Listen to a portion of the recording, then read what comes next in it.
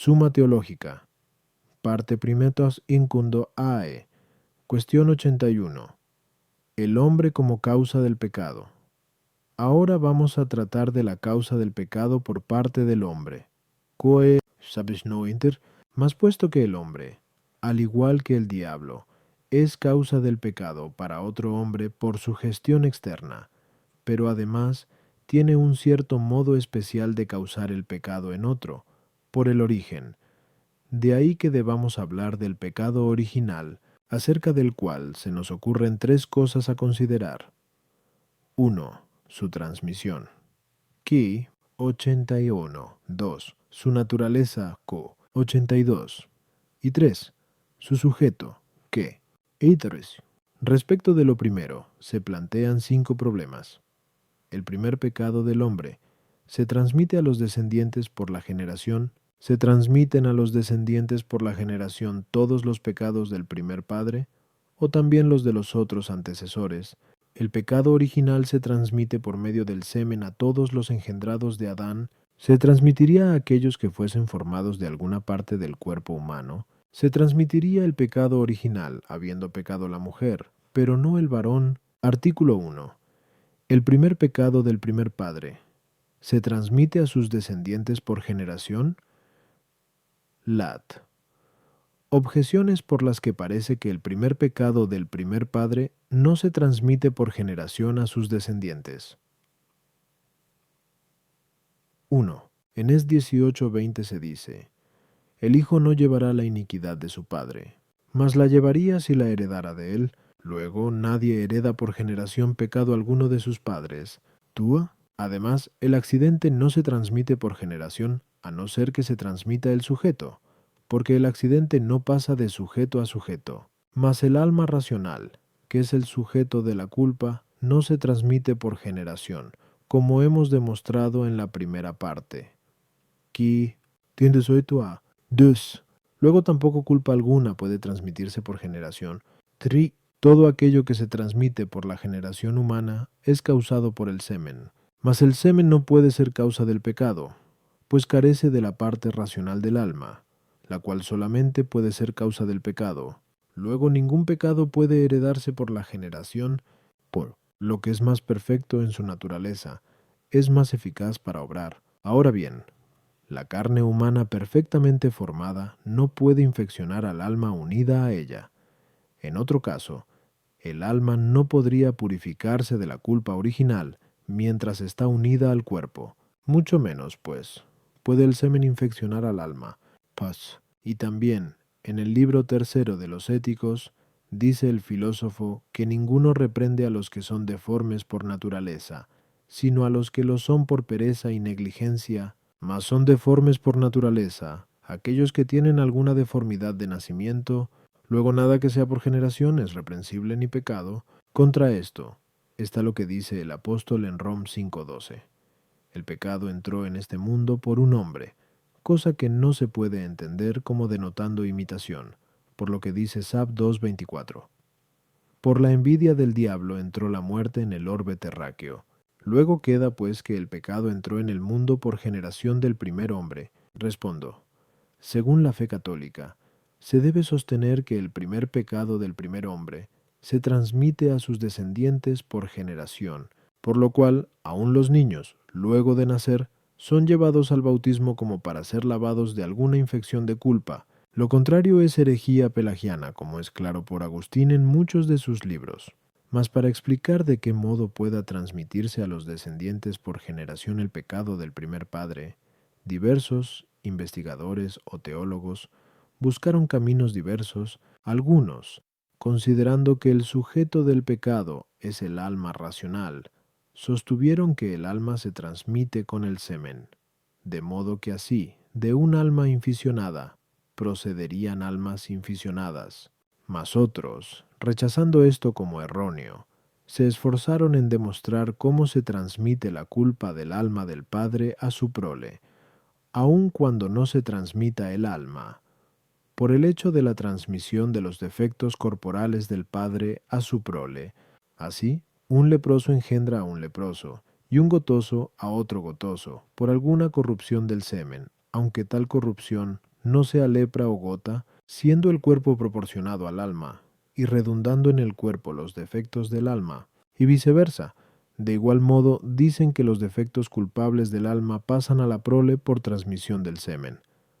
Aunque el semen actualmente no sea sujeto de la culpa, pero todas estas explicaciones son insuficientes, porque concedido que algunos defectos corporales pasen del padre a la prole por generación, y, consiguientemente, también algunos defectos del alma, por la disposición inconveniente del cuerpo, como cuando a veces los dementes nacen de dementes. Sin embargo, esto mismo de tener por generación un defecto, parece excluir la razón de culpa, que consiste en ser voluntaria. Por consiguiente, aun en el supuesto de que el alma racional se transmitiera, por el hecho mismo de que la mancha del alma de la prole no está en su voluntad, perdería la razón de culpa que exige castigo, porque, como dice el filósofo en el libro tercero de los Éticos, ninguno reprochará al ciego de nacimiento el ser ciego, sino que más bien le compadecerá, y por consiguiente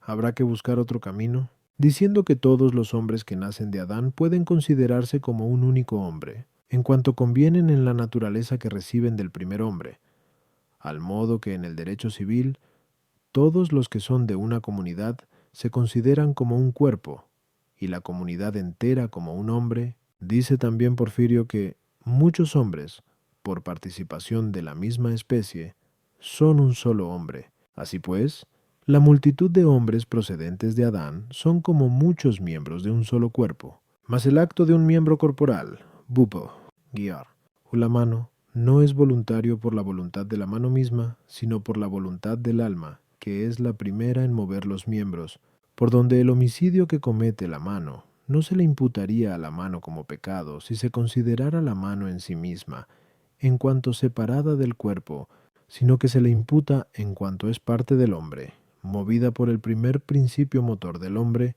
Así, pues, el desorden que hay en este hombre nacido de Adán no es voluntario con la voluntad del mismo, sino con la del primer padre, que con la moción de la generación mueve a todos los que proceden de él por su origen, como la voluntad del alma mueve al acto a todos los miembros. De ahí que el pecado, así derivado del primer padre a todos sus descendientes, se llame original, como el pecado que se deriva del alma a los miembros del cuerpo se llama actual. Y así como el pecado actual, cometido por algún miembro, no es pecado de aquel miembro, a no ser en cuanto dicho miembro es algo del mismo hombre, por lo que se llama pecado humano. Así el pecado original no es un pecado de esta persona, a no ser en cuanto esta persona recibe la naturaleza del primer padre, por donde también se llama pecado de la naturaleza, según aquello de Ef 2:3. Éramos por naturaleza hijos de ira. A las objeciones 1. Se dice que el hijo no llevará el pecado del padre, porque no se le castiga por dicho pecado a no ser que sea partícipe de la culpa, y así ocurre en nuestro caso, pues el hijo hereda la culpa del padre por generación, como puede heredar el pecado actual por imitación. Aunque el alma no sea transmitida por generación, ya que la virtualidad del semen no puede producir un alma racional, sin embargo, el semen coopera dispositivamente a la misma, de ahí que, por la virtualidad del semen, se transmita la naturaleza humana del padre al hijo, y, simultáneamente con la naturaleza, la infección de la misma, puesto que el que nace se hace partícipe de la culpa del primer padre por recibir de él su naturaleza, por una cierta moción, que es la generación. 3. Aunque la culpa no esté actualmente en el semen, está en él virtualmente la naturaleza humana, a la cual acompaña tal culpa. El semen es el principio de la generación, que es un acto propio de la naturaleza, ordenado a su propagación, y por ello se infecciona más el alma por el semen que por el cuerpo ya perfectamente formado, que ya está determinado para una persona. Aquello que es de nacimiento no es reprochable si se considera en sí mismo al que nace, mas si se considera en cuanto se refiere a algún principio, puede serle reprochable. Lo mismo que, por culpa de alguno de sus antepasados, puede uno sufrir la ignominia de su estirpe. Artículo 2. Se transmiten también a los descendientes los otros pecados del primer padre, o los de los antepasados próximos, lat objeciones, por las que parece que también se transmiten a los descendientes los otros pecados del primer padre y los de los antepasados próximos. 1. Nunca se merece el castigo sino por alguna culpa, mas algunos, según juicio divino, son castigados por el pecado de sus próximos antepasados, según aquello de Ex 20:5. Yo soy un Dios celoso, que castigo la iniquidad de los padres hasta la tercera y cuarta generación. Aun en el derecho humano, los hijos son desheredados por el pecado de sus padres, a causa del crimen de lesa majestad. Luego la culpa de los antepasados próximos también pasa a sus descendientes. Además, es más transferible a otro lo que uno tiene por sí mismo que no lo que recibe de otro. El fuego, por ejemplo, puede calentar más que el agua calentada. Ahora bien, el hombre transmite a la prole por generación el pecado recibido de Adán, luego mucho más el pecado que él mismo cometió. 3. La razón de que contraigamos el pecado original de nuestro primer padre es porque estábamos en él como en el principio de nuestra naturaleza, que él corrompió, pero igualmente estábamos en los antepasados próximos como en ciertos principios de nuestra naturaleza, la cual, aunque esté corrompida, puede corromperse aún más por el pecado, según aquello del capítulo último del Ap 22:11, el que está manchado, siga manchándose. Luego los hijos contraen por la generación el pecado de sus antepasados próximos como el del primer padre.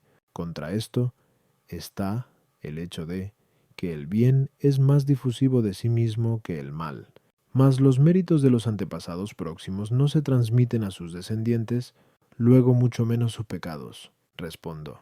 Agustín suscita esta cuestión en su Enchiridion y la deja sin resolver.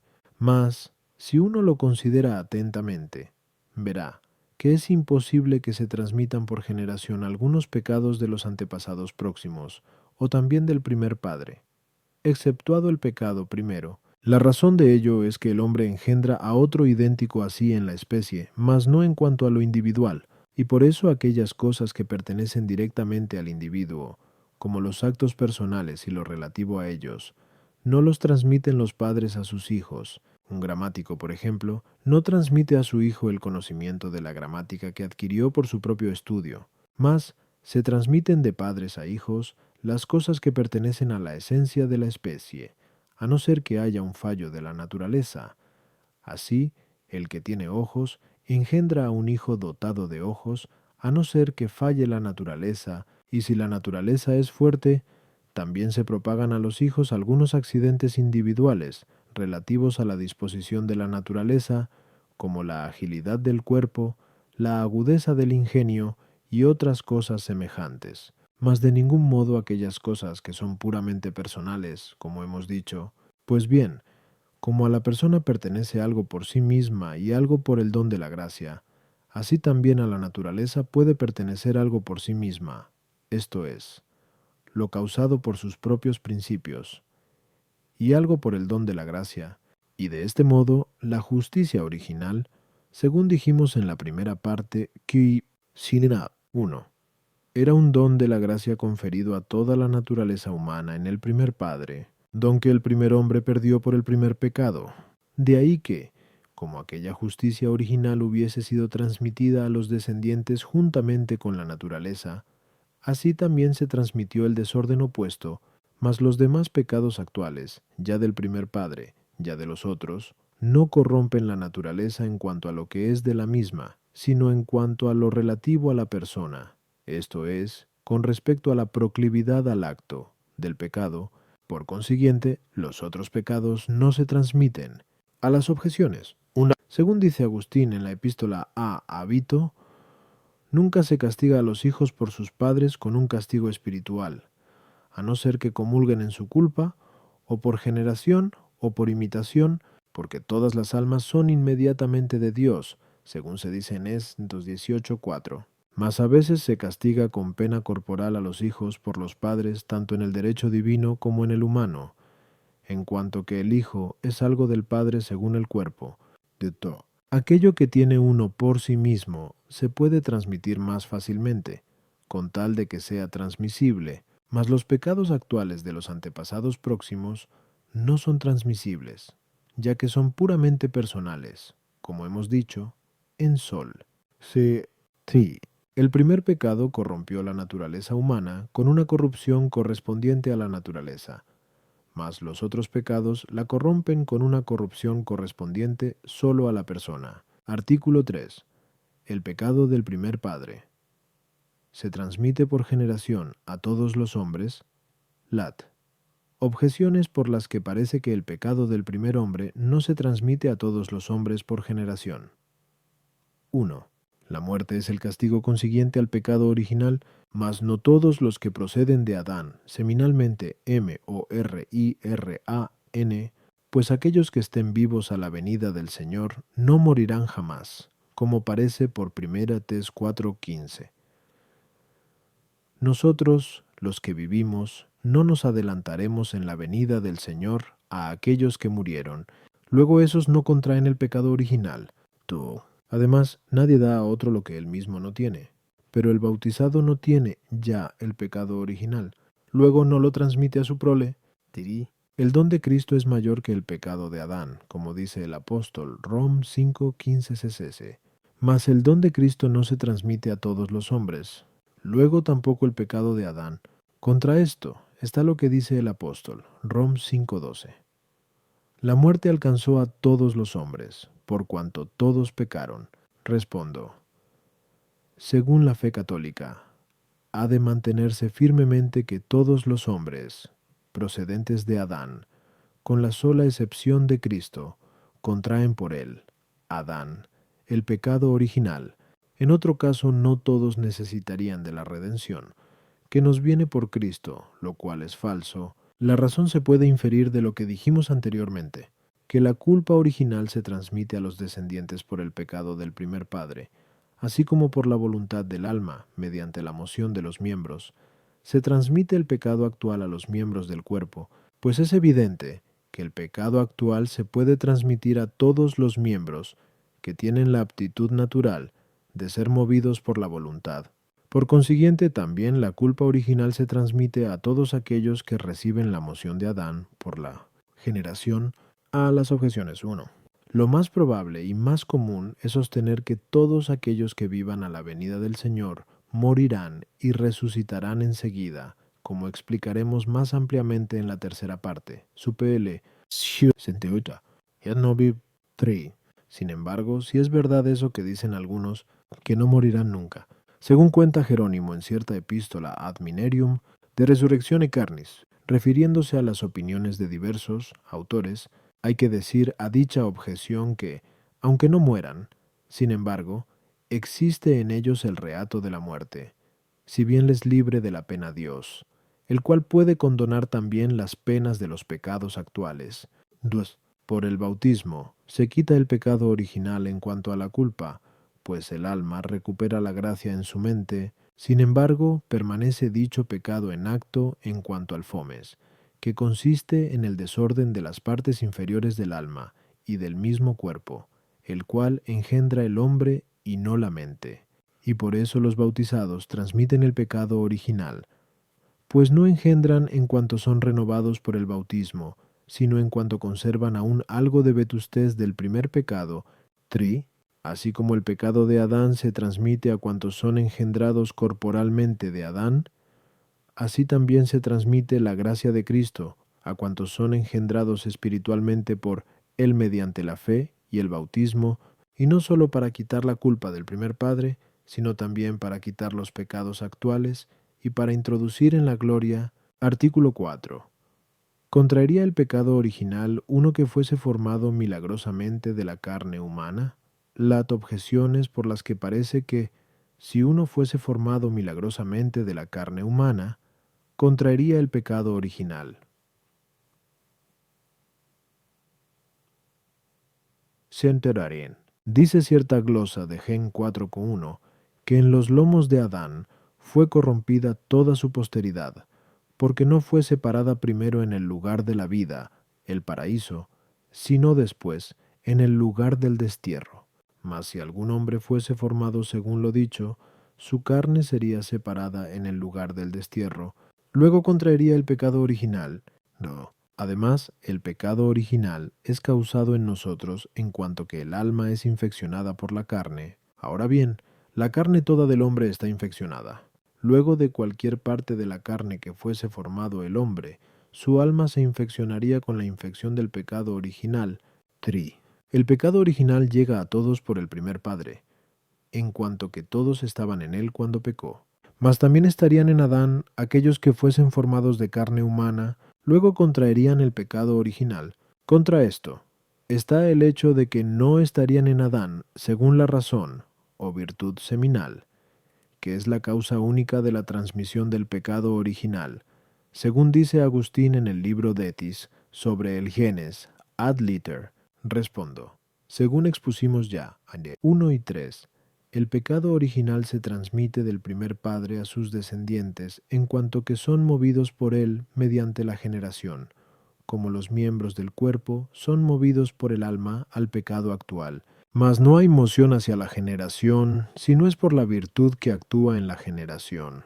Por ello solo contraen el pecado original aquellos que descienden de Adán por la virtud activa, operante, en la generación, derivada originalmente de Adán, lo cual es descender de él según la razón seminal, pues la razón seminal no es otra cosa que la virtud activa en la generación. Mas, si uno fuese formado de la carne humana por virtud divina, es evidente que la virtud activa no provendría de Adán, por consiguiente no contraería el pecado original, así como tampoco pertenecería al pecado humano, el acto de la mano que no fuese movida por la voluntad del hombre, sino por algún agente extrínseco. A las objeciones 1. Adán no estuvo en el lugar del destierro sino después del pecado. Por consiguiente, la culpa original se transmite a aquellos a quienes llega su generación activa, no por el lugar del destierro, sino por el pecado. 2. La carne no infecciona al alma, sino en cuanto es principio activo en la generación, como hemos dicho, en Sol. 3. Aquel que fuese formado de la carne humana estaría en Adán según la sustancia corporal, mas no según la razón seminal, como hemos dicho, en Sol, y por tanto no contraería el pecado original. Artículo 5. Si no hubiera pecado Adán, pero sí Eva, ¿contraerían sus hijos el pecado original? Lat. Objeciones por las que parece que, si Adán no hubiese pecado, pero sí Eva, los hijos contraerían el pecado original. 1. Contraemos el pecado original por nuestros padres en cuanto que estábamos en ellos, según aquello del apóstol, en Rom 5:12, en el que pecaron todos, mas como el hombre preexiste en su padre, también en su madre, luego se contraería el pecado original por el pecado de la madre igual que por el del padre. 2. Además, si hubiese pecado Eva, pero no Adán, sus hijos nacerían pasibles y mortales, pues la madre suministra la materia en la generación, según dice el filósofo en el libro segundo de Generat, Animal, y la muerte y la pasibilidad provienen de la pobreza de la materia. Ahora bien, la pasibilidad y la necesidad de morir son castigo del pecado original. Luego, si hubiese pecado Eva sin pecar Adán, los hijos contraerían el pecado original. 3. Dice el Damasceno en el libro tercero, que el Espíritu Santo vino sobre la Virgen, de la cual había de nacer Cristo sin pecado original, purificándola. Mas dicha purificación no habría sido necesaria si la infección del pecado original no derivase de la madre, y así, pecando Eva, aunque Adán no hubiese pecado, sus hijos contraerían el pecado original. Contra esto está lo que dice el apóstol en Rom 5:12. Por un hombre entró el pecado en este mundo, pero si la mujer transmitiese el pecado original a la prole, más bien debiera haber dicho que había entrado por dos, ya que ambos pecaron, o antes bien, por la mujer que pecó primero. Luego el pecado original no es transmitido a los hijos por la madre, sino por el padre. Respondo. La solución de este problema es clara por lo dicho ya. Dijimos anteriormente a 1. Que el pecado original es transmitido por el primer padre en cuanto que éste es el motor o principio activo en la generación de los hijos. De ahí que hayamos dicho, también, que no se contraería el pecado original si fuese uno engendrado solo materialmente de una carne humana. Aintus centurie 4. Pues es evidente, según la enseñanza de los filósofos, que el principio activo en la generación proviene del Padre, suministrando la materia, la madre. Por ende, el pecado original no se contrae por la madre, sino por el Padre. Y según esto, si hubiese pecado Eva sin pecar Adán, sus hijos no hubiesen contraído el pecado original. Mas sería lo contrario si hubiese pecado Adán y no hubiese pecado Eva. A las objeciones, 1. El Hijo preexiste en el Padre como en su principio activo, y en la Madre como en el principio material y pasivo. Por consiguiente, la comparación no vale. 2. Según el parecer de algunos, si Adán no hubiese pecado, pero sí Eva, sus hijos estarían inmunes de la culpa, mas, sin embargo, estarían sujetos a la necesidad de morir y a otros sufrimientos provenientes de la pobreza de la materia, que suministra la madre, no por razón del castigo, sino en cuanto a defectos naturales, mas esto no parece congruente, pues la inmortalidad y la impasibilidad del primer estado no provenían de la condición de la materia, como hemos dicho en la primera parte, Q, no es 1a, 2 ad 4, sino de la justicia original, por la cual el cuerpo estaba sujeto al alma, mientras el alma estuviese sujeta a Dios.